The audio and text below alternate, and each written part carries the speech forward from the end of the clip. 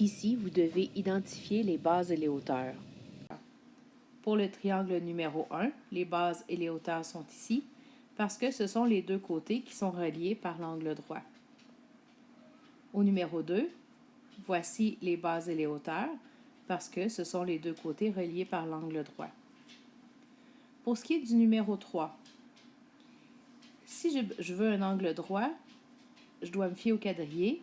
Voici la base et voici la hauteur. Vous remarquez que la base et la hauteur n'arrivent pas directement l'un sur l'autre. Je dois donc imaginer avoir ici un prolongement qui permet de relier la base et la hauteur avec un angle droit. Au numéro 4, on revient dans un exemple relativement facile. La base est ici et la hauteur sont toutes les deux reliées par un angle droit. Numéro 5. Et numéro 6 est un autre exemple où la hauteur ne sera pas à l'intérieur du rectangle, mais bien à l'extérieur. Donc, on devra imaginer, encore une fois, un prolongement. De cette façon, dans chacun des triangles, les bases et les hauteurs sont reliées par un angle droit. Pour calculer maintenant l'aire du premier triangle, on commence par écrire la formule complète. Base fois hauteur divisé par 2. On la réécrit avec les unités de mesure. Pour ce qui est du triangle numéro 1, sa base mesure 4 carreaux, sa hauteur 7 carreaux. L'aire sera donc de 14 carreaux carrés. Pour ce qui est du triangle numéro 2, sa formule, l'aire est égale à la base fois hauteur divisé par 2. La formule maintenant avec les mesures.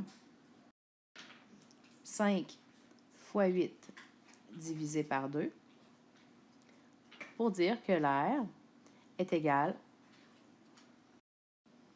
à 20 carreaux carrés. Exemple numéro 3. Toujours la même formule. Maintenant avec des mesures différentes pour avoir comme résultat 21 carreaux carrés. Continuons. Pour ce qui est du triangle numéro 4, toujours avec la même formule,